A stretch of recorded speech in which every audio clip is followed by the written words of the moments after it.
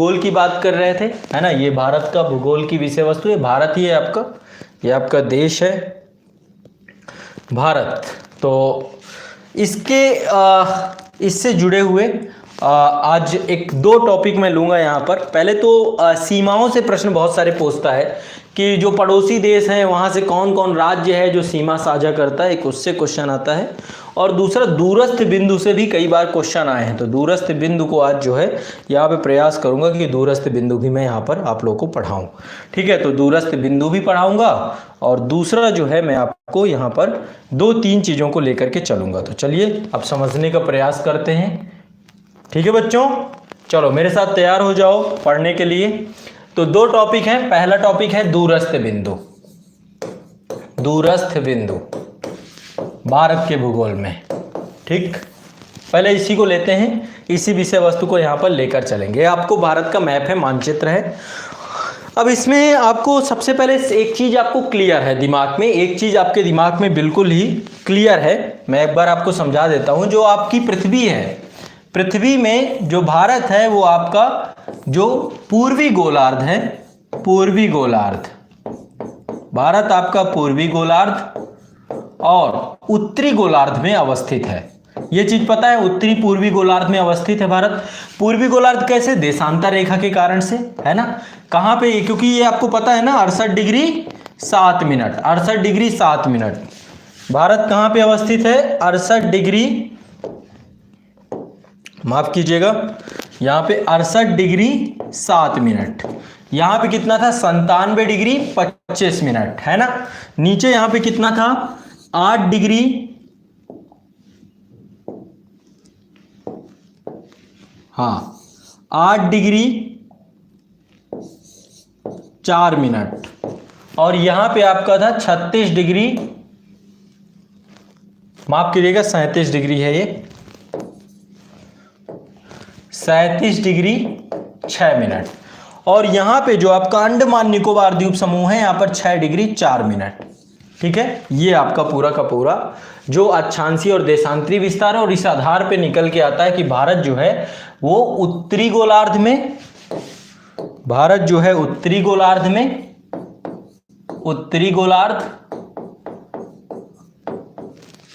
गोलार्ध और पूर्वी गोलार्ध में अवस्थित है, पूर्वी गोलार्ध में अवस्थित है। ठीक है, तो ये जो है आपका निकल के आता है पूरा का पूरा शेन। ये क्या है आपका? 68 डिग्री 7 मिनट पूर्वी देशांतर से लेकर के 97 डिग्री 25 मिनट पूर्वी देशांतर तक, ये दोनों पूर्वी देशांतर है। ये आपका 8 डिग्री 4 मिनट उत्तरी अक्षांश से लेकर 37 डिग्री 6 मिनट उत्तरी अक्षांश तक। तो ये आपका क्या है? अक्षांशीय विस्तार है। अब बात करते हैं दूरस्थ बिंदु। दूरस्थ बिंदु की बात करते हैं। 31 अक्टूबर 2019 ये डेट है जब आपका नया मानचित्र आया है, 31 अक्टूबर 2019। अब यहाँ पे कुछ तथ्य हैं जो बदले हैं। यदि तथ्य बदले हैं तो आपको सुनने पड़ेंगे, समझने पड़ेंगे, गलत मत करिएगा। कुछ तथ्य परिवर्तित हुए हैं, वो तथ्य आपको समझाना चाहूंगा। ठीक है, अब क्या तथ्य बदले हैं यही चीज मैं क्लियर करना चाहता हूं। चलिए एक बार हम लोग मानचित्र ओपन करते हैं, यहां पे आते हैं। ठीक है, भारत का मानचित्र जो है यहां पर देखने का प्रयास करेंगे।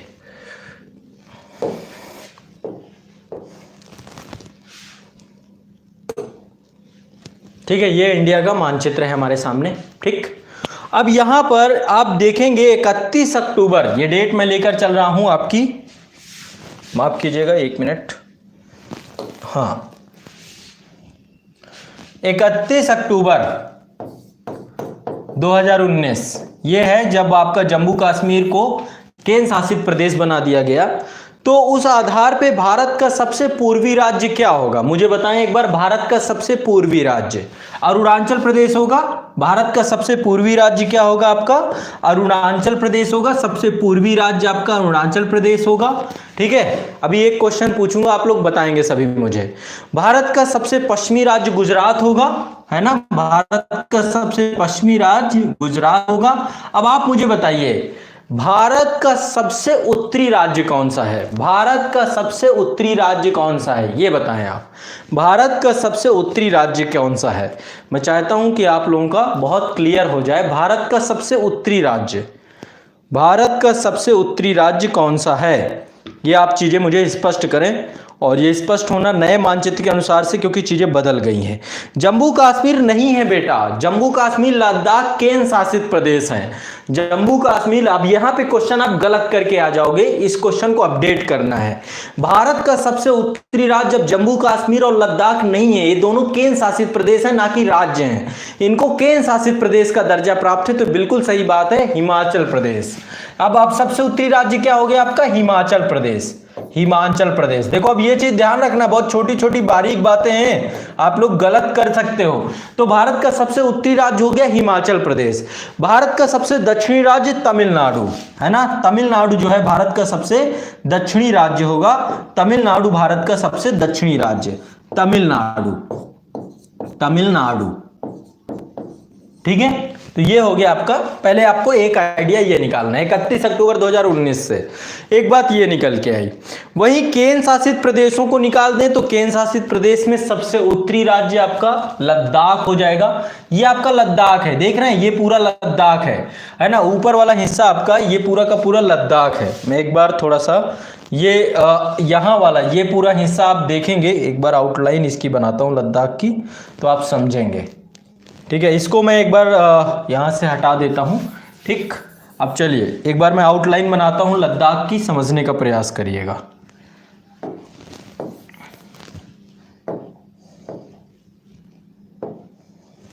हाँ, ये देखिए, ये पूरा लद्दाख है आपका, जो मैं बना रहा हूँ ये आपका लद्दाख है। तो सबसे उत्तरी राज्य, उत्तरी केंद्र शासित प्रदेश और राज्य दोनों को मिलाकर देखें, ये देख रहे हैं अभिनंदन का जेट है पूरा, अभिनंदन का जो MiG-21 क्रैश हुआ था ना, वही है ये पूरा, ठीक है। तो लद्दाख आपका ये बना दिया गया। हमारा जम्मू कश्मीर वाला ये है, J&K वाला जो हिस्सा है वो ये है, ये जम्मू कश्मीर है,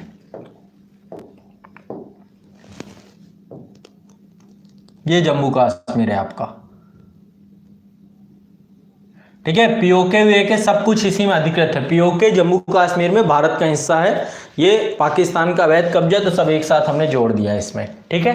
तो ये आपका लद्दाख है, ये आपका लद्दाख है, ठीक है। अब ये चीज देखो बहुत क्लियर है, मैं चाहता हूं कि चीजें क्लियर होती चली जाएं आपकी।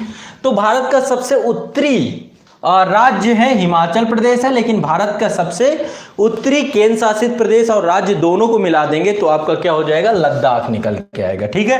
अब इनके दूरस्थ बिंदु निकाल लेते हैं, दूरस्थ बिंदुओं को भी समझ जाते हैं अच्छे से, ठीक है। ये चीज समझ में आ गया। और भारत का सबसे दक्षिणी केंद्र शासित प्रदेश आपका यहाँ पे आ जाएगा, ये हो जाएगा आपका अंडमान निकोबार द्वीप समूह। सबसे दक्षिणी क्या है? केंद्र शासित प्रदेश। सबसे उत्तरी के उत्तर में भी सबसे उत्तर में केंद्र शासित प्रदेश है, सबसे दक्षिण में भी केंद्र शासित प्रदेश है, अंडमान निकोबार द्वीप समूह। तो अंडमान आपके यहाँ पर ये द्वीप हैं, इन द्वीपों में ये सबसे आपके क्या हो जाएंगे?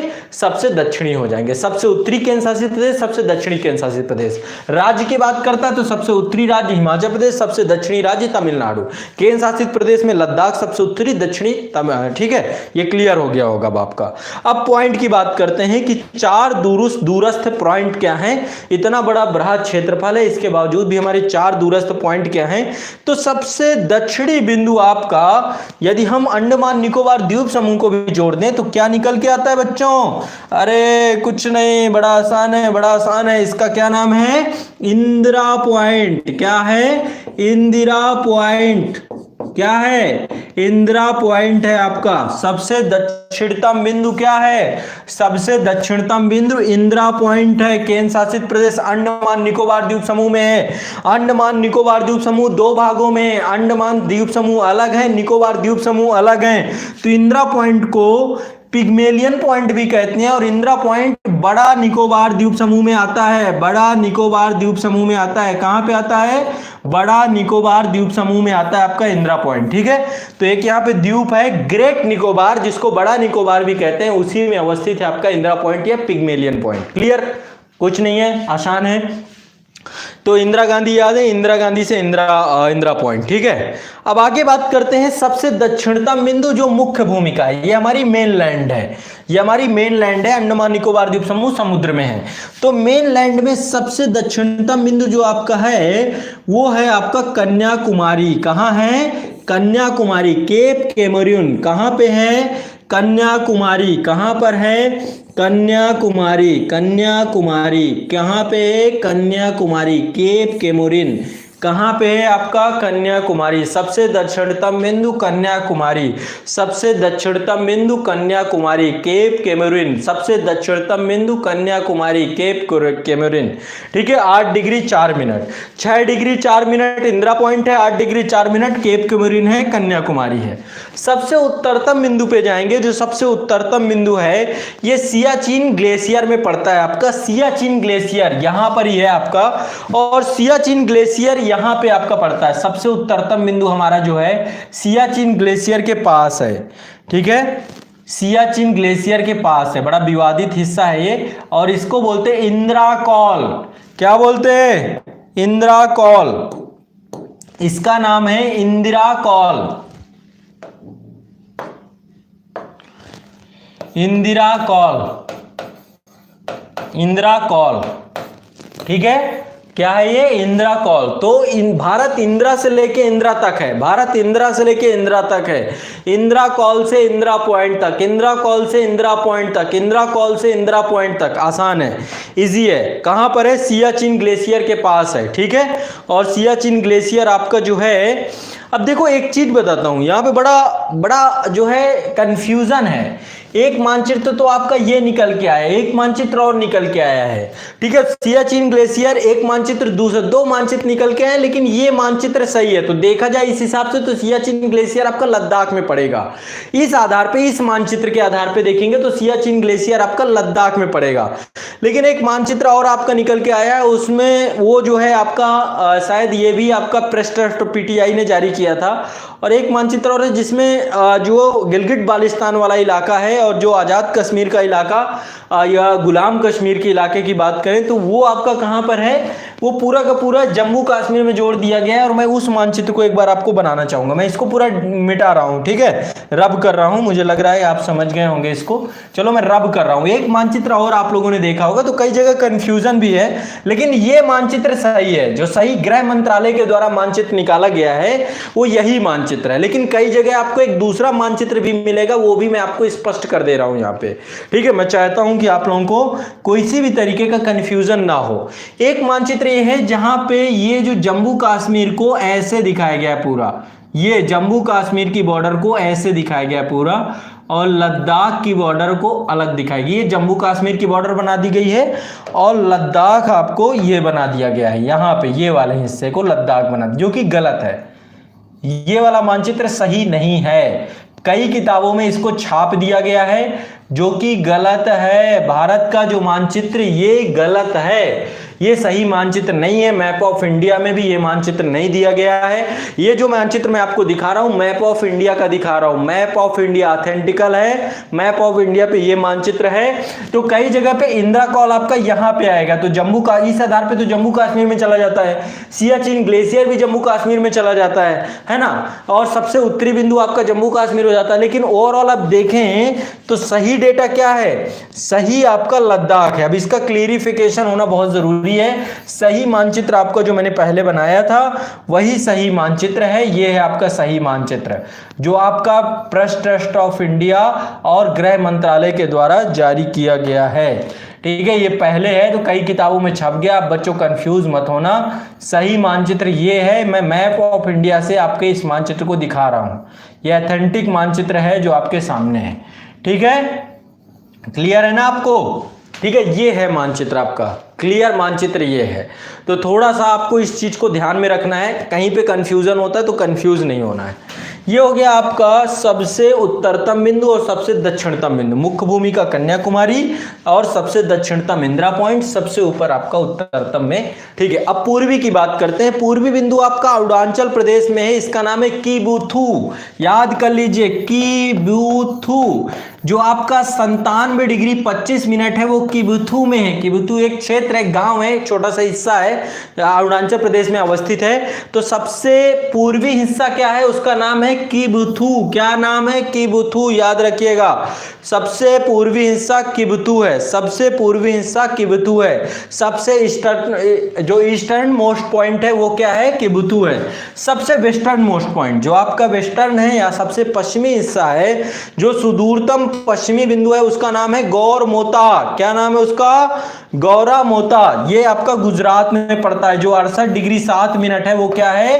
गौरामोता। गौरामोता क्या है? गौरामोता। इसका एक दूसरा नाम भी है, दूसरा नाम इसको गुहार मोती भी बोलते हैं, दूसरे नाम में इसको गुहार मोती भी बोलते हैं। तो कंफ्यूज नहीं होना, दो दो नाम मिल सकते हैं, गौरामोता, गुहार मोती, जो मिल जाए रट लो, याद कर लो। ठीक बा? ठीक है, गौरामोता या गुहार मोता, तो ये दो दो नाम आपको इसके नाम है। तो ये हो गए आपके बिंदुओं से प्रश्न जो पूछे जाते हैं। मुझे जरूरी था कि ये मैं आप लोगों को बताऊं। तो आपको ये पूछे जाते हैं, ये आपको याद होना चाहिए, और आमतौर पे हर एक एग्जाम, हर एक परीक्षा में मिल जाते हैं। तो आपको एक जानकारी ये होनी चाहिए। अब देखो, मैं आपको एक बार थोड़ा सा आइडिया भी दे देता हूँ। आईएएस एग्जाम तक में पूछे गए ये, ठीक है। अब ये क्वेश्चन कहाँ कहाँ पूछे गए, मैं क्वेश्चन आपको डिस्कस करता हूँ। यूपी पीसीएस लोअर में आया है, उत्तराखंड पीसीएस प्रीलिम्स में पूछा गया है, यूपी पीसीएस प्रीलिम्स में पूछे गए इससे क्वेश्चन। इसके बाद आपका आईएएस के प्री में भी पूछा गया है, 2015 में आया था, ज़्यादा दूर नहीं, 2015 में। एमपीपीएससी में भी ये प्रीलिम्स में पूछा गया है, एमपीपीएससी प्री में दोबारा भी पूछा गया है। आईएएस प्री 2007 में भी आया था, इससे जुड़ा हुआ क्वेश्चन। झारखंड पीसीएस में भी 2016 में प्रश्न पूछा गया था। तो बार बार ये प्रश्न आता है, तो ऐसा जरूरी होता है कि हम चीज़ों को समझें। ठीक बा? समझ रहे हैं? चलो आगे बढ़ते हैं। अब अगला पॉइंट है, अगला आपका टॉपिक है, उस पे चलते हैं। ये हो गया एक बात। अब अगला है आपका भारत से जो बॉर्डर साझा होती हैं, बॉर्डर वाला हिस्सा जो है ये देखना है। तो एक बार चलो गूगल अर्थ में चलते हैं। भारत के पड़ोसी देशों के बॉर्डर से भी बहुत सारे क्वेश्चन आते हैं। ये आपका भारत है हमारा, और देखिए पड़ोसी देश, आप बड़ा मतलब कि एक अच्छा मानचित्र आपके सामने है। और यहाँ पे पड़ोसी देशों में देख सकते होंगे बड़े अच्छे पड़ोसी नहीं है हमारे। और पड़ोसियों की अभी देख रहे हैं, एक ऐसा पड़ोसी है जिसका नाम है, एक पड़ोसी है जो बड़ा बदनाम हो गया पूरे विश्व में, चीन, है ना। देख रहे हैं क्या किया उसने, है ना। और ये सही बात है, बिल्कुल आंकड़े अभी निकल के आएंगे और देखिए क्या क्या होने वाला है। अभी आपको शायद मैं एक जानकारी दूं, WHO जो एक ऐसी संस्था है जो कि जिसके ऊपर एक वैश्विक जिम्मेदारी दी गई थी कि कहीं पर भी स्वास्थ्य संकट आता है तो WHO को सबसे अग्रणी संस्था के रूप में निकलना चाहिए। अभी उसके ऊपर भी प्रश्न चिन्ह लगाया गया। लगभग 62 देशों में, जिसमें भारत भी सम्मिलित है, उन्होंने WHO के कार्यों को लेकर के एक संशय पैदा किया और उसको लेकर के विश्व समुदाय से गुहार किया है कि इसकी जांच करवाई जाए कि WHO एक प्रामाणिक संस्था के तौर पे काम कर रहा है या नहीं कर रहा है। तो अब आज के टाइम पे बड़ा भरोसा टूटता जा रहा है, कौन कब षड्यंत्र कर जाए। और देख रहे हैं सब परेशान हैं, सब घबराए हुए हैं, सब बड़े तनाव में हैं। आज के समय पे सबसे ज़्यादा परेशान अप्रवासी मजदूर हैं। देख रहे हैं क्या हालत है उनकी। और मैं आप लोगों से एक छोटी सी गुहार भी लगाता हूं इस सेशन के मामले से कि बच्चों, आप जहां पर भी हैं, जहां पे भी रह रहे हैं, यदि आपके आसपास से कोई भी अप्रवासी मजदूर पैदल गुजरता है तो जो मदद आप कर सकें जरूर करिए उसकी, डरिए मत। ठीक है, डरने से कुछ नहीं होगा। यदि आप मदद कर सकें, भोजन पानी से लेके कुछ भी, तो जो मदद कर सकें आपको करना चाहिए। इस समय बहुत संकट है। मैं इस समय कल की बात बताता हूं। कल यहाँ पे हमारे पास में कई प्रवासी मजदूर यहाँ पे थे। आपको पता ही था कि जब लॉकडाउन 1 और 2 और 3 तीनों चरणों में मैं लगातार सक्रिय रहा हूँ। और कल जो है यहाँ पे बहुत गंभीर स्थिति है। ऐसा देख के कभी कभी दिल द्रवित हो जाता है। एक प्रेग्नेंट वुमेन थी और वो प्रवासी जो मजदूर थे उनके फैमिली मेम्बर यहाँ नहीं थे कोई भी। तो कल कैसे भी करके, तो ऐसे बहुत सारे लोग हैं यहाँ पे, कई संख्याएं ऐसी हैं जो, तो ऐसे बहुत बड़ी समस्याओं के सामने ये वर्ग कर रहा है। सबसे ज़्यादा लॉकडाउन में किसी के जीवन को हताहत किया है तो ये प्रवासी मजदूरों का है। और ऐसी स्थिति में हमारा ये बनता है कि जो भी फर्ज बने उसे हमें पूरा करना चाहिए। दायित्व है हमारा, नैतिक दायित्व है, सामाजिक दायित्व है। ठीक है बच्चों, तो चलिए फिर आगे चलो, अपने अध्ययन को प्रारंभ करते हैं, शुरू करते हैं। देखो आप लोग तो पढ़ भी रहे हो, उनका पढ़ाई क्या, खाना पीना तक भी उनका मुश्किल है। तो भारत के पड़ोसी देश और इससे जो प्रश्न पूछे जाएंगे उनको यहाँ पे डिस्कस करने का प्रयास मैं करूंगा।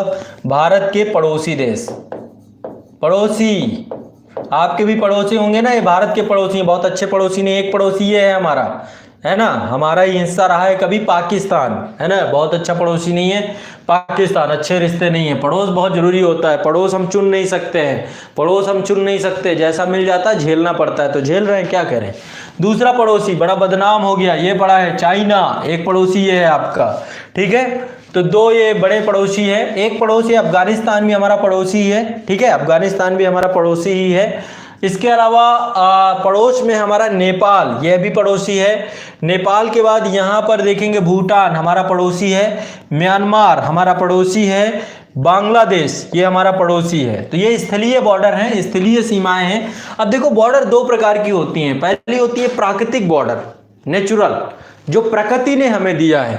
दूसरी होती है अध्यारोपित, यानी कि किसी सत्ता ने, किसी शक्ति ने हमारे ऊपर बॉर्डर रोप दिया, जैसे रेडक्लिफ लाइन, ये ब्रिटिश साम्राज्य ने अध्यारोपित कर दिया। इसने भारत बांग्लादेश और भारत पाकिस्तान की जो बॉर्डर है, रेडक्लिफ लाइन जो जानते हैं हम, अभी इसके बारे में बताऊंगा। मैकमहन रेखा ये प्राकृतिक नहीं है, प्रकृति ने नहीं बनाया। तो बहुत सारी बॉर्डर को नेचुरल है, बहुत सारे देशों के साथ हमारी नेचुरल है, जैसे कि अराकान योमा नेचुरल बॉर्डर है, इरावदी नदी नेचुरल बॉर्डर भारत के साथ साझा करती है ना। ऐसे ही यहाँ पे जो आपका पाकिस्तान अफगानिस्तान के साथ बॉर्डर है, ये भी नेचुरल है। लेकिन जो पाकिस्तान के साथ बॉर्डर है, अध्यारोपित बॉर्डर है। चाइना के साथ विशाल हिमालय पर्वत श्रेणी है, तिब्बत का पठार है, ये हमारी बॉर्डर को बनाते हैं। तो लेकिन मैकमहन रेखा एक छोटी सी वहां पे, वो भी अध्यारोपित है। तो इन चीजों को देखने का, समझने का प्रयास करेंगे।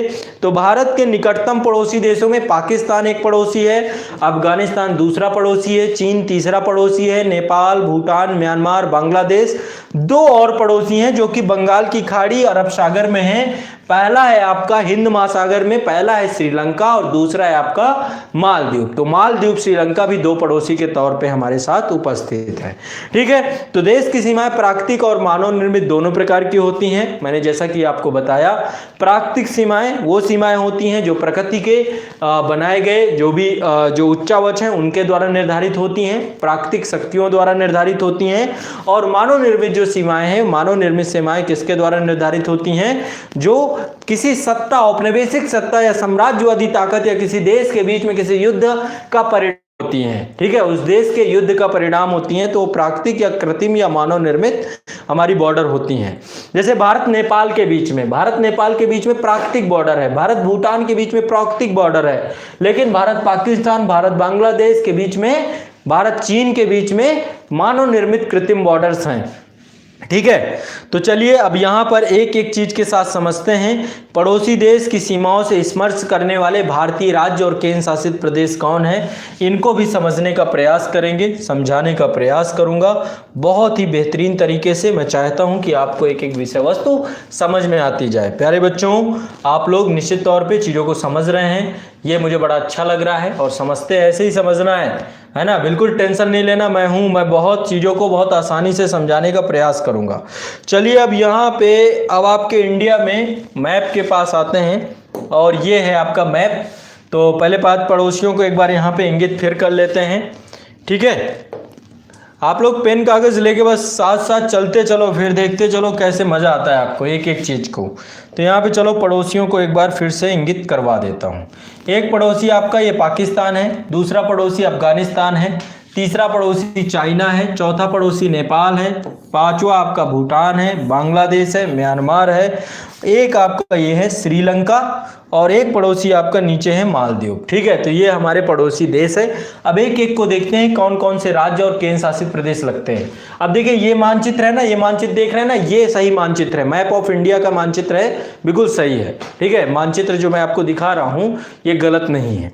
अब इसमें सबसे पहले चलते हैं। सबसे पहले आपका है पाकिस्तान से स्पर्श करने वाले राज्य और केंद्र शासित प्रदेश। तो पाकिस्तान से पहले भी 4 राज्य थे, जम्मू कश्मीर अब केंद्र शासित प्रदेश बन गया तो 3 राज्य, और देखा जाए तो इसको भी जोड़ देंगे, लद्दाख को भी जोड़ देंगे, तो हमारे अब 2 केंद्र शासित प्रदेश। पहला आपका गुजरात, ये देखिए गुजरात से बॉर्डर साझा होती है, पहला है आपका ये गुजरात, ठीक है, गुजरात से बॉर्डर है।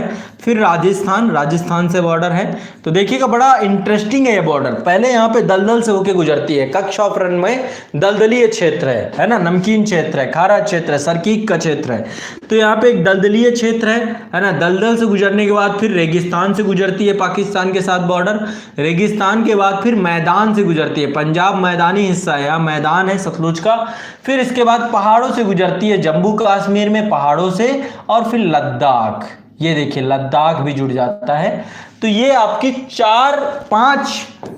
3 राज्य हैं प्लस 2 केंद्र शासित प्रदेश हैं। 3 राज्य हैं प्लस 2 केंद्र शासित प्रदेश हैं। 3 राज्य हैं प्लस 2 केंद्र शासित प्रदेश हैं। पहला है आपका गुजरात, राजस्थान, पंजाब, जम्मू कश्मीर और लद्दाख, ये रीजन। अब मानचित्र मैंने बताया ना, वो मानचित्र ऐसा जो है वो मानचित्र सही नहीं है। कई जगहों पे उस मानचित्र के कारण से बहुत दिक्कत कर दी गई है। ठीक है,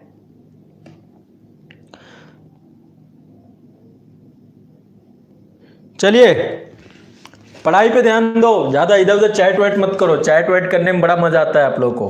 पढ़ाई पे ध्यान दो, पढ़ाई नहीं करना, सब कुछ करना है। अब दूसरे नंबर पे ये हो गए तो पाकिस्तान से सीमा साझा करने वाले। अब दूसरा अफगानिस्तान से, तो अफगानिस्तान से सीमा साझा करने वाला लद्दाख है, अकेला एक इकलौता है। अफगानिस्तान से सीमा साझा करने वाला है लद्दाख, केंद्र शासित प्रदेश। ठीक है, लद्दाख केंद्र शासित प्रदेश। ठीक है, ये हो गया स्पष्ट आपका। इसके बाद चीन से सीमा स्पर्श करने वाले, चीन से कौन कौन है जो सीमा स्पर्श करते हैं? पहला है चीन से लद्दाख जम्मू कश्मीर नहीं करता है। ठीक है, इस मानचित्र के अनुसार से, वो वाला मानचित्र मैंने बार बार, वो वाला मानचित्र जो मैंने आपको बताया था उस मानचित्र के अनुसार से जम्मू कश्मीर भी करता है। तो वो कंफ्यूजन है, वो मानचित्र सही नहीं है। मैं आपको बार बार कह रहा हूं, जो डेटा ऑफिशियल है उस डेटे के हिसाब से बता रहा हूं। बाकी आयोगों के साथ उनकी कभी कभी मति मार जाती है, तो उसका मैं कुछ नहीं कर सकता हूं। सही जानकारी वो नहीं रखते हैं तो आपको जानकारी गलत आ सकती है। लेकिन इस मानचित्र के हिसाब से मैं बहुत स्पष्टता से बता रहा हूं, एक ही राज्य है जो मिलता है, लद्दाख। ठीक है, लद्दाख है। लद्दाख के बाद दूसरा है आपका हिमाचल प्रदेश। ठीक है, चीन के साथ आपका दूसरा है हिमाचल प्रदेश। ठीक है, तो ये भी आपका हिमाचल प्रदेश सीमा साझा करता है। चलो एक बार सीमाएं बनाते चलते हैं, इसकी सीमा कलर बदल देते हैं। ठीक है, ये आपकी यहाँ पे ये आपके लद्दाख की सीमा हो गई। लद्दाख के बाद हिमाचल प्रदेश की सीमा हो गई। फिर आपके उत्तराखंड की सीमा है। ठीक, उत्तर बीच में नेपाल आ जाता है, लेकिन सिक्किम भी आपका इसके साथ सीमा साझा करता है। सिक्किम भी इसमें आएगा। ठीक है, सिक्किम के बाद अरुणाचल प्रदेश चीन के साथ सीधा साझा करने वाला। तो कौन कौन से हो गए? लद्दाख, हिमाचल प्रदेश, उत्तराखंड, सिक्किम और अरुणाचल प्रदेश। कितने हो गए? संख्या में हो गए 5। ठीक है, तो 5 राज्य हैं जो 5 राज्य इसके साथ सीमा साझा करते हैं। बांग्लादेश सीमा स्पर्श करने वाले राज्य, बांग्लादेश से सीमा स्पर्श करने वाले राज्यों की संख्या कौन कौन सी है? ये रहा आपका बांग्लादेश। और बांग्लादेश से सीमा साझा करने वाले राज्यों में मिजोरम, त्रिपुरा, असम, मेघालय और पश्चिम बंगाल। नंबर 1 में पश्चिम बंगाल है।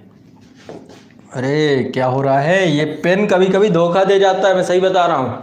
ये कभी कभी बहुत धोखा दे जाता है, इसका मैं कुछ नहीं कर सकता, है टेक्नोलॉजी है। ठीक है, तो ये हो गया आपका, हाँ ये हो गया आपका। पहला है बांग्लादेश पे हैं अभी हम लोग। बांग्लादेश आपका पश्चिम बंगाल में है। इसके बाद बांग्लादेश के बाद बांग्लादेश से सीमा स्पर्श करने वाला पश्चिम बंगाल, फिर दूसरा असम। ये रहा आपका, यहीं से यहाँ तक देखो बहुत ज़्यादा ये इसको थोड़ा सा क्लीन कर देते हैं ताकि स्पष्ट हो। आसपास का एक क्लीन कर देते हैं मामला। हाँ, तो बांग्लादेश के साथ पश्चिम बंगाल, असम के बाद मेघालय के बाद त्रिपुरा के बाद मिजोरम। ठीक है, ये आपके जो है 5 राज्य हैं जो बांग्लादेश से सीमा साझा करते हैं। सबसे ज़्यादा बांग्लादेश से ही सीमा है हमारी, 4096 किलोमीटर, 4096। अभी मैं अलग से आपको डेटा पूरा दे दूंगा, किसका किसका कितना कितना है, ये अलग से दे देंगे। पहले राज्यों को आप लोग लिखते जाओ, साथ साथ लिखते जाओ, लिख नहीं रहे होगे, बस ऐसे चैट करा लो, आनंद करा लो। लिखना सबको है, सब लिखेंगे, नहीं तो फिर दिक्कत हो जाएगी। लिखना है प्यारे बच्चों, सब लिखेंगे, ठीक है, ताकि आपका रिवीजन करने में आनंद आ सके। और ऐसे मानचित्र, ब्लैंक मानचित्र या एटलस में आपको काम भी करते चलना है मेरे साथ, ठीक है। तो एक तो काम आपका हो गया बांग्लादेश से। फिर से मैं एक बार पश्चिम बंगाल, असम, मेघालय, त्रिपुरा, मिजोरम, ये याद कर लीजिएगा। अगला है म्यांमार से सीमा स्पर्श करने वाले, ठीक है। तो म्यांमार से सीमा स्पर्श करने वाले 4 राज्य हैं, ये रही म्यांमार। तो पहला आपका अरुणाचल प्रदेश, दूसरा है नागालैंड, तीसरा है मणिपुर, चौथा है मिजोरम। 1 2 3 4, ठीक है। तो ये हो गए 4 आपके, ये आपके म्यांमार से सीमा साझा करने वाले राज्य।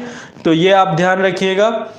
म्यांमार को लैंड ऑफ गोल्डन पैगोडा भी बोलते हैं, land of golden pagoda Myanmar को बोलते हैं। और एक चीज और बताऊं, जो आपके 2 बॉर्डर हैं, पहला ये वाला जो पाकिस्तान से बॉर्डर जाता है, दूसरा बॉर्डर आपका जाता है इधर, यानी कि सबसे पश्चिमी बॉर्डर और सबसे पूर्वी बॉर्डर। इन दोनों में गड़बड़ है। दोनों में गड़बड़ कैसे है? एक है गोल्डन ट्रायंगल क्रिएट करता है। गोल्डन ट्रायंगल किसके साथ क्रिएट करता है? 3 राज्यों के साथ, 3 देशों के साथ। गोल्डन ट्रायंगल मतलब यहाँ पे बड़े स्तर पे तस्करी होती है, नशे की तस्करी होती है, अफीम, चरस, हेरोइन, इन सब चीजों की तस्करी होती है। यहाँ पे भी तस्करी होती है। पाकिस्तान, अफगानिस्तान और ईरान, ये 3 देशों को मिला दें तो गोल्डन क्रिसेंट बनता है।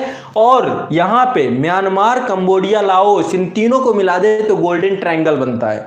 गोल्डन ट्रायंगल, तो यहाँ पे बड़े स्तर पे तस्करी होती है नशे की, और यहाँ पे भी बड़े स्तर पे तस्करी होती है नशे की। आप देखते हैं ना, पंजाब बड़ा प्रभावित है ना, यहाँ पे नशे। तो ये इनकी कृपा है, गोल्डन क्रिसेंट की कृपा है। यहाँ पे भी देखेंगे नॉर्थ ईस्ट में भी नशे को लेकर के एक अलग समस्या है। तो तस्करी की समस्या गोल्डन ट्रायंगल और गोल्डन क्रिसेंट के कारण है, ठीक। फिर से एक बार बता देता हूं, गोल्डन क्रिसेंट यानी चांद, अर्धचंद, इसमें कौन कौन से हैं? पाकिस्तान, अफगानिस्तान और ईरान। और गोल्डन ट्रायंगल में म्यांमार, लाओस और कंबोडिया, ये देश हैं जो पूरा नशेखोरी का काम करते हैं। और हमारे देश में बड़े स्तर पे तस्करी होती है, यहां तक कि ह्यूमन ट्रैफिकिंग भी होती है। ह्यूमन ट्रैफिकिंग, महिलाओं को, मानव दुर्व्यापार को ध्यान में रखते हुए वेश्यावृत्ति से लेकर के महिलाओं के विभिन्न, बच्चों के विभिन्न अंगों को, कृत्रिम अंगों को भी, उसकी भी तस्करी की जाती है। इसके अलावा महिलाओं की तस्करी भी की जाती है, ह्यूमन ट्रैफिकिंग। यहां तक कि नेपाल बॉर्डर से भी ह्यूमन ट्रैफिकिंग होती है, ठीक है। तो इंटरनल सिक्योरिटी की प्रॉब्लम्स के अंतर्गत ये सब आएगा, लेकिन फिर भी चलो चर्चा कर देते हैं।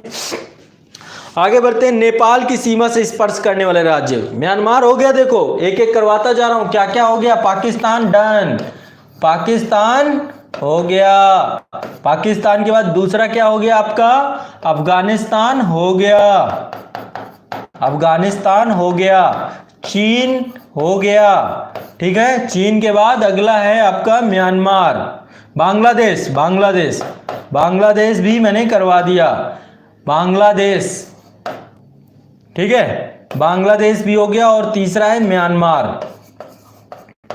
म्यांमार ये हो गया। इतने देश अभी देख लिए। इसके बाद अगला चलते हैं नेपाल। नेपाल के बाद फिर आपका भूटान, ठीक है, भूटान। तो पहले आपका नेपाल देखते हैं। तो नेपाल, नेपाल में पहला है उत्तराखंड, उत्तर प्रदेश, बिहार, पश्चिम बंगाल, सिक्किम, रट लो। 5 हैं, उत्तराखंड, उत्तर प्रदेश, तो पूरी बॉर्डर बनेगी उत्तराखंड, उत्तर प्रदेश, बिहार, है ना, पश्चिम बंगाल, सिक्किम। तो 5 यहां से हैं, ठीक, ठीक बा, समझ में आ रहा है ना? हाँ समझ में आ रहा है। अगला है भूटान। भूटान को स्पर्श करने वाले राज्य कौन कौन से हैं? 4 हैं। भूटान को लैंड ऑफ थंडरबोल्ट कहते हैं, लैंड ऑफ थंडरबोल्ट कहते हैं भूटान को। तो भूटान में क्या है? भूटान में 4 देश हैं जो इससे सीमा साझा करते हैं। पहला है पश्चिम बंगाल, सिक्किम, पश्चिम बंगाल, असम और अरुणाचल प्रदेश। 4 राज्य हैं, चारों राज्यों के नाम लिख लीजिए। पहला है पश्चिम बंगाल, सिक्किम, अरुणाचल प्रदेश और असम। लिख लो, लिख लो, भूलना मत, ठीक है। भूटान को लैंड ऑफ थंडरबोल्ट भी कहते हैं। तो भारत के सीमावर्ती राज्यों में ये 4 राज्य आपके दिमाग में आ जाने चाहिए, ठीक। अब ये हो गया आपके मोटा मोटी, पहले तो 1 2 3 4 5 6 7, ये जो है ये आप सब कितने हैं? ये आपकी स्थलीय सीमा साझा करने वाले राज्यों की गिनती है, काउंटिंग है। स्थलीय मैंने आपको बढ़िया आसानी से बता दिए, लोकेशन भी बता दी, दिखा भी दिया। अब कुछ चीजें और लिख लो, ठीक है, कुछ चीजें और लिख लो जो चीजें मुझे लिखवानी है। सबसे पहले एक बार सीमाओं की किसकी कितनी दूरी, सबसे छोटी दूरी किसकी है, सबसे बड़ी दूरी किसकी है, ये जानकारी ले लो, इससे भी प्रश्न पूछता है। तो सबसे ज्यादा जो सीमा साझा करता है वो बांग्लादेश है। सबसे ज्यादा सीमा साझा करने वाला कौन सा है, बांग्लादेश। बांग्लादेश कितना है, 4000। बांग्लादेश सीमा साझा करता है 4096। कितना, 4096, 4096.7 किलोमीटर। तो मोटी मोटी 4004, इतना आप इतना रट लो। इसके बाद सबसे कम अफगानिस्तान का 106 किलोमीटर, वो भी आपका पाक अधिकृत कश्मीर, पीओके वाला हिस्सा है। यहाँ पे पीओके है, हमने सब ले लिया है अब, ठीक है, दिमागी तौर पे। बाकी किसी दिन प्रैक्टिकल भी हो जाएगा इसका, ठीक है। अब पीओके को जितना भी है, जम्मू कश्मीर से धारा 370 हट गई, अब अगली सर्जिकल स्ट्राइक पीओके के लिए करेंगे, ज्यादा टाइम नहीं लगेगा, ठीक है। चलो अब आगे बात करते हैं। यहां पे अगला है आपका प्राकृतिक सीमाएं हो गए। अगला भारत पाकिस्तान के मध्य अध्यारोपित सीमाएं। जैसे कि अध्यारोपित सीमाएं एक ऐसी सीमा होती है जो किसी बाह्य शक्ति द्वारा आरोपित की जाती है। जैसे कि 1947 में भारत पाकिस्तान के विभाजन के बाद किसके द्वारा किया गया, ग्रेट ब्रिटेन के द्वारा अध्यारोपित सीमाएं बनाई गई, और इसके तहत रेड क्लिफ रेखा कहते हैं। भारत और चीन के मध्य मैकमोहन रेखा है, 1914 में बनी थी मैकमोहन रेखा। इसमें 3 एंटिटी थी, चाइना, तिब्बत और भारत सरकार, इन तीनों के द्वारा यह करवाया गया था।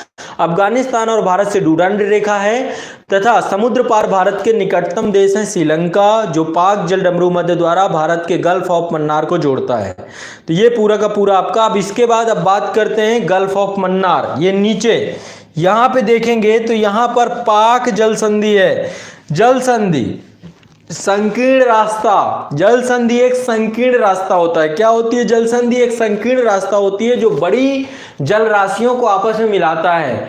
जल संधि एक संकीर्ण जल राशि होती है, एक पतली जल राशि होती है जो बड़ी जल राशियों को मिलाता है।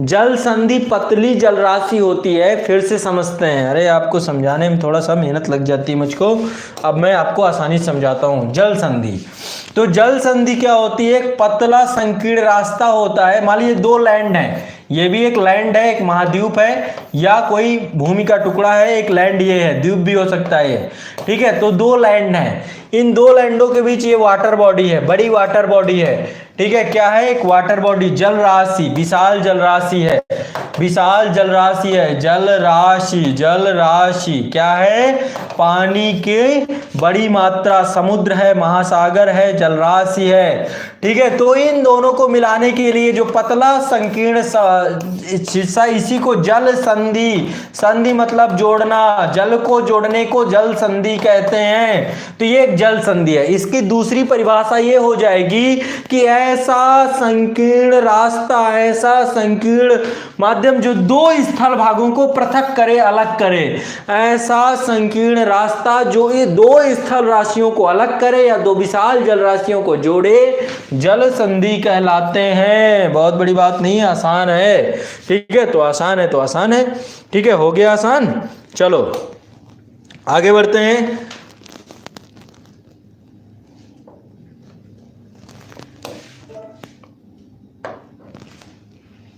हाँ ये रहा आपका। तो यहाँ पे देखिए, ये है आपका पाक स्ट्रेट, यहाँ पे आपका है पाक स्ट्रेट, पाक जल संधि, पाक जल डमरू मध्य, ये रहा पाक स्ट्रेट। ये देखो एक बड़ी जल राशि है आपके सामने, दिख रही है आपको बड़ी जल राशि, एक बड़ी जल राशि ये है, जल राशि है ना, बंगाल की खाड़ी एक बड़ी जल राशि है, और इधर क्या है, अरब सागर एक बड़ी जल राशि है। दोनों को आपस में ये संकीर्ण जल राशि जोड़ती है कि नहीं जोड़ती, जोड़ती है ना। या 2 विशाल भूखंड, एक भूखंड श्रीलंका है, एक भूखंड भारत है, दोनों को पृथक करने का काम भी करती है ना। तो इसलिए इसको क्या कहते हैं, जल संधि या पाक स्ट्रेट। तो पाक स्ट्रेट जो है वो भारत को श्रीलंका से पृथक करती है। पाक स्ट्रेट भारत को श्रीलंका से पृथक करती है। यहीं पे धनुषकोटी है ना। पाक जलजमरू मध्य द्वारा भारत का मुख्य भूभाग का तमिलनाडु वाला हिस्सा अलग करता है। देखो आप एक बार जम्मू कश्मीर के मानचित्र को सही से देखो ना, तो आपका बहुत सारा दिमाग का ढक्कन खुल जाए। ठीक है, बहुत सारे लोग इसको समझ नहीं पाते। मैं चलो इसको आपको लेके चलता हूँ यहाँ पे। ये इधर आते हैं, ये देखिए, मैं इसी पे थोड़ा सा जूम आउट करता हूँ। ये रहा आपके सामने, दिख रहा है? दिखना चाहिए, दिखेगा क्यों नहीं? आपको मोतियाबिंद थोड़ा ना है कि आपको नहीं दिखेगा, दिख रहा है। ये है आपको, आप देख रहे हैं एक जल राशि ये है, एक जल राशि ये है। यहाँ पे देख रहे हैं कि ये बड़ा पौराणिक है, इसी को बोलते हैं एडम ब्रिज, है ना, आदम का पुल बोलते हैं ना, रामेश्वरम, राम सेतु। ठीक है, ये देखिए ये रामेश्वरम है, पम्बन द्वीप में बना हुआ है रामेश्वरम। ये देखिए धनुषकोटी है, सुनामी आई थी 2004 में, धनुषकोटी गायब हो गया था, जल में मग्न हो गया था, अभी भी घोस्ट है, ये घोस्ट सिटी के तौर पे। तो देखिए पूरा आपको एक पूरा मार्ग दिख रहा होगा, यही है एडम ब्रिज, आदम का पुल, राम सेतु, है ना। पौराणिक कथाओं के अनुसार इसको कहा जाता है कि एडम ब्रिज, ये लिखा हुआ है, देखिए ये लिखा हुआ है एडम ब्रिज। मैंने आपको बिल्कुल जूम करके दिखा दिया, अब इतना जिससे ज्यादा जूम कर दूंगा तो एडम ब्रिज गायब हो जाएगा। ठीक है, तो ये है, अब इसको जूम आउट करता हूं, देखिए ये है आपका आदम का पुल, धनुषकोटी से ये पूरा का पूरा आपका ये है, जाफना वाला हिस्सा है ना, जाफना वाला हिस्सा, ये पूरा यहाँ पे मन्नार आइलैंड है ना, ताली मन्नार, तलाई मन्नार को जोड़ता है, धनुषकोटी से तलाई मन्नार को जोड़ता है एडम ब्रिज। और ये आपको, चलो मैं एक बार इसको दिखा देता हूं, ये है आपका ये रामेश्वरम का ये वाला हिस्सा, पूरा का पूरा रामेश्वरम का ये पूरा हिस्सा आप देख पा रहे होंगे, ये पूरा एडम ब्रिज के नाम से है। यहाँ पे रामेश्वरम, ये धनुषकोटी। तो भारत का सबसे दक्षिणतम हिस्सा जो है आपका, ये वो केप केमोरिन है, लेकिन ये आपका पूरा का पूरा चेन्नई से निकलता है। अब इसको एक बार देखने का प्रयास करिए, इसको भी देखने का प्रयास करिए, ठीक है, निश्चित तौर पे आप करेंगे, समझदार है वैसे। ये देखिए ये आपका यहां से निकलता है, ये चेन्नई वैसे यहाँ पे है, चेन्नई कहाँ पे, ऊपर है तमिलनाडु में, चेन्नई यहाँ पे है, ललाट बोलते हैं इसको। आप देखेंगे एक नाक की तरह दिखेगा, ये भारत का दक्षिण वाला प्रायद्वीपीय भारत है। आप यहाँ पे देखेंगे तो ये पूरा मुंह टाइप में लग रहा होगा, ये नाक लग रही होगी, लग रही है ना नाक, है ना, लग रही कि नहीं लग रही, पहले ये बताओ, नहीं लग रही हो तो बताओ फिर मैं लगवाऊं। लग रही ना नाक जैसा, आपको लग रहा है कोई ह्यूमन है ना, ऐसा बना हुआ है। तो इसी की ललाट में ही चेन्नई है ना। कहाँ है चेन्नई? ललाट में। ये रहा चेन्नई, देखो ये ऐसा लगता है किसी मानव का चेहरा हो, तो इसको बोलते हैं ललाट, भारत का ललाट भी कहा जाता है इसको। ठीक है, ये चेन्नई बिंदु की तरह, जैसे बिंदी होती है ना वैसे ही। चलो अलग बात है, मैं कहाँ ले गया आप लोगों को। ठीक है, ये है आपका, तो ये श्रीलंका है, ठीक है, और श्रीलंका में ही आपका पूरा का पूरा ये मन्नार की खाड़ी, ये वाला हिस्सा खाड़ी वाला हिस्सा है, मन्नार की खाड़ी बोलते हैं। पाक जल संधि से दोनों पृथक होते हैं। दूसरा आपका एक और है, यहाँ पे छोटा सा द्वीप है, ये है मालदीव, ये दिख रहे होंगे मालदीव, कोरल रीफ पे बने हुए हैं। ये देखिए ये है आपके मालदीव, कोरल रीफ पे बने हुए हैं मालदीव, ये रहा। ठीक है, तो ये भी अरब सागर में स्थित है, भारत के पड़ोसी देश हैं और सार्क कंट्री में है। इनका ग्लोबल वार्मिंग के कारण ऐसा कहा जा रहा है कि इनका अस्तित्व खतरे में आ जाएगा। दिख रहा है आपको कि नहीं दिख रहा है? यही है मालदीव ये। ठीक है, ऐसे ही हमारे यहाँ पे ऊपर लक्षद्वीप हैं, यहाँ पे पूरे अरब सागर में लक्षद्वीप अवस्थित है, यहाँ पे ये वाले हिस्से में। ये भी कोरल रीफ है, ये दिख रहा होगा आपको, लक्षद्वीप दिख रहा है ना। चलो थोड़ा सा खुद मेहनत करिएगा, मानचित्र में एक एक चीज आपको दिख जाएगी, एक एक चीज आपको मानचित्र में दिख जाएगी और बड़ा आनंद आएगा, आपको एक एक चीज दिखेगा। ठीक है, तो चलिए यही भी चीज मैं बता रहा था आपको कि आपका जो सबसे ज्यादा सीमा रेखा है वो भारत बांग्लादेश के बीच में है। कितनी है? 4096 किलोमीटर। सबसे छोटी स्थलीय सीमा अफगानिस्तान के साथ है, 106 किलोमीटर। अब भारत म्यांमार सीमा ये रही भैया, ये है भारत म्यांमार सीमा। आ जाओ भाई, कहाँ गए? ये है, यहाँ पे देखिएगा जो पर्वत श्रेणी हमारी हिमालय पर्वत श्रेणी ऐसे करके, आपको शायद एक फैक्ट पता होगा, अंडमान निकोबार द्वीप समूह हिमालय पर्वत श्रेणी का ही हिस्सा है। अंडमान निकोबार द्वीप समूह हिमालय पर्वत श्रेणी का ही हिस्सा है। किसका हिस्सा है? हिमालय पर्वत श्रेणी का। चलो इस मानचित्र में स्पष्ट करते हैं इसको। हिमालय पर्वत श्रेणी का ही हिस्सा है। ठीक है, इस मानचित्र में मैं स्पष्ट करने का प्रयास करूंगा। ठीक, चलो आ जाओ। ये आपकी हिमालय पर्वत श्रेणी है। ठीक है, आपको पता ही है हिमालय पर्वत श्रेणी 3 भागों में है आपका। एक है बृहद हिमालय, बृहद हिमालय, यहां पे ऐसे जाकर के नॉर्थ ईस्ट में ये टिल्टेड हो जाते हैं। ठीक है, बृहद हिमालय। दूसरा है आपका, पहला है आपका बृहद हिमालय, फिर आपका है लघु हिमालय, लघु हिमालय। ठीक है, बाद में सब एक साथ मिल जाते हैं, नॉर्थ ईस्ट में जाके एक साथ मिल जाते हैं। और ये आपकी शिवालिक पर्वत श्रेणी है। ये आपका क्या है, शिवालिक, शिवालिक, शिवालिक, शिवालिक है। तो आपका जो ये पूरा बृहद हिमालय है, ग्रेट हिमालयाज है, इसी को म्यांमार में अराकान योमा के नाम से जानते हैं। क्या नाम है, Arakan Yoma, Arakan Yoma, Yoma. और यही जाकर के जो आपका बंगाल की खाड़ी है, यहीं पर जाकर के ये क्या हो गया, जलमग्न हो गया। कहां पे, बंगाल की खाड़ी में जाके जलमग्न हो गया। और बाद में द्वीप के तौर पे हिमालय की ही पर्वत चोटियां हैं। तो यही पर्वत चोटियां जो है आपकी क्या कहलाती हैं, यही अंडमान निकोबार द्वीप समूह। तो अंडमान निकोबार द्वीप समूह क्या है, हिमालय का ही हिस्सा है अंडमान निकोबार द्वीप समूह। तो भारत म्यांमार की सीमा जो है ये प्राकृतिक सीमा है।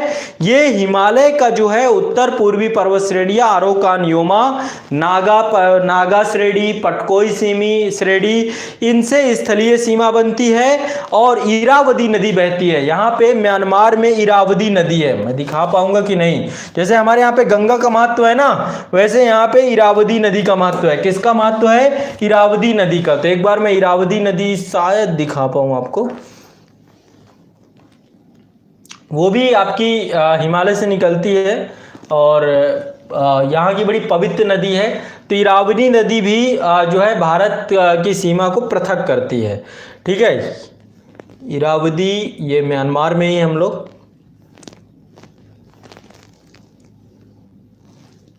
थोड़ा सा स्पष्ट नहीं है इसमें, यहीं से आती है आपकी, हिमालय से निकल के आती है, तिब्बत प्लेट्यू से इरावदी नदी।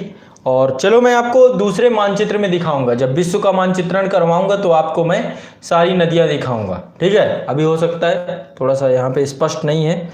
हाँ ये है, ये आपकी इरावदी है शायद, ये हाँ इरावदी है, ये आपकी इरावदी नदी है जहाँ तक मेरे ख्याल से।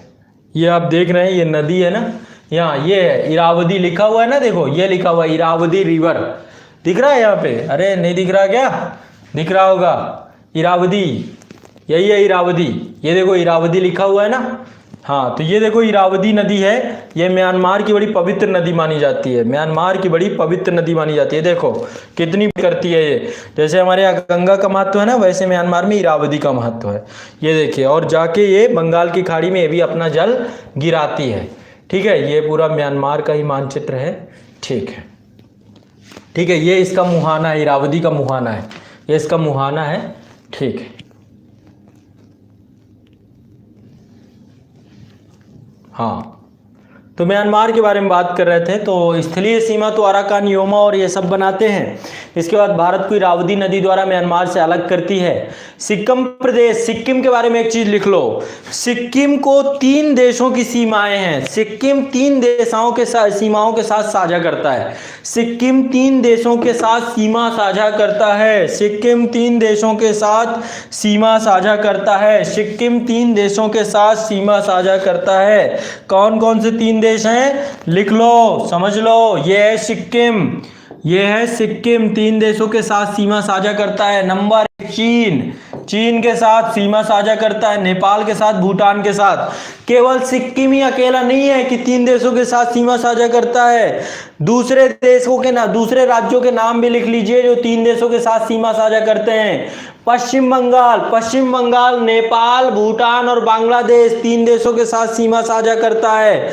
पश्चिम बंगाल नेपाल, भूटान और बांग्लादेश के साथ सीमा साझा करता है। लद्दाख, लद्दाख अफगानिस्तान, पाकिस्तान और चीन के साथ सीमा साझा करता है। लद्दाख अफगानिस्तान, पाकिस्तान और चीन के साथ सीमा साझा करता है। ठीक है, तो ये हो गया 3 राज्यों के साथ सीमा साझा करने वाले देश कौन, राज्य कौन कौन से हैं। पहला है सिक्किम, सिक्किम, किसके किसके साथ? नेपाल, भूटान और चीन। दूसरा है आपका बांग्लादेश, ये पश्चिम बंगाल जो बांग्लादेश, नेपाल, भूटान के साथ करता है।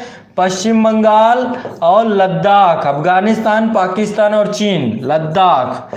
तो याद रखना ये 3 राज्य हैं जो कि सीमा साझा करते हैं 3 देशों से, ठीक है। एक ये याद रखिएगा। त्रिपुरा, त्रिपुरा तीनों तरफ से बांग्लादेश से घिरा हुआ है। त्रिपुरा 3 तरफ से बांग्लादेश से घिरा हुआ है। ये रहा त्रिपुरा, देखिए संकट में आ गया बेचारा, 3 तरफ से बांग्लादेश है, यानी 3 तरफ से अंतरराष्ट्रीय सीमा किसके पास है? त्रिपुरा के पास। त्रिपुरा के पास 3 तरफ से अंतरराष्ट्रीय सीमा है। त्रिपुरा के पास 3 तरफ से अंतरराष्ट्रीय सीमा है, ठीक है। तो 3 तरफ से अंतरराष्ट्रीय सीमा से घिरा हुआ एकमात्र राज्य त्रिपुरा ही है, ठीक है। तो अंतरराष्ट्रीय 3 तरफ से कहां पे? त्रिपुरा में, इसको भी याद रखिएगा। तो ये हो गया आपका सीमा से जुड़ा हुआ, लगभग मैंने आपको बता दिया, समझ में आ गया।